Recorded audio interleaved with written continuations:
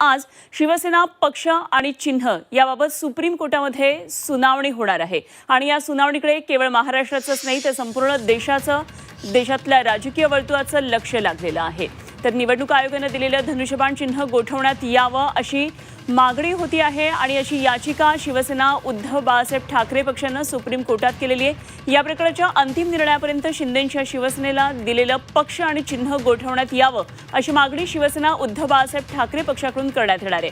आगामी स्थानिक स्वराज्य संस्थांच्या निवडणुकीच्या पार्श्वभूमीवर ठाकरेंचा पक्ष कोर्टामध्ये ही मागणी करणार आहे। शिवसेना पक्ष हे नाव आणि धनुष्यबाण चिन्ह निवडणूक आयोगानं एकनाथ शिंदेंना दिलेलं होतं, तर मशाल हे चिन्ह आणि शिवसेना उद्धव बाळासाहेब ठाकरे असं पक्षाचं नाव निवडणूक आयोगानं उद्धव ठाकरे यांना दिलेलं होतं।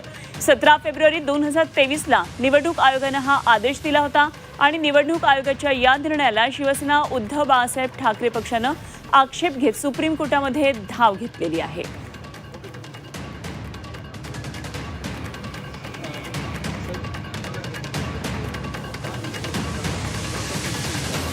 तर शिवसेना पक्ष आणि चिन्ह प्रकरणावर आजची ही सुप्रीम कोर्टातली महत्त्वाची सुनावणी आहे आणि शिंदेंच्या शिवसेनेला निवडणूक आयोगानं दिलेलं धनुष्यबाण चिन्ह गोठवण्यात यावं अशी मागणी करणारी ही याचिका शिवसेना उद्धव बाळासाहेब ठाकरे पक्षानं सुप्रीम कोर्टामध्ये केलेली आहे। या प्रकरणाच्या अंतिम निर्णयापर्यंत शिंदेंच्या शिवसेनेला दिलेलं पक्ष आणि चिन्ह गोठवण्यात यावं अशी मागणी शिवसेना उद्धव बाळासाहेब ठाकरे पक्षाकडून करण्यात येणार आहे।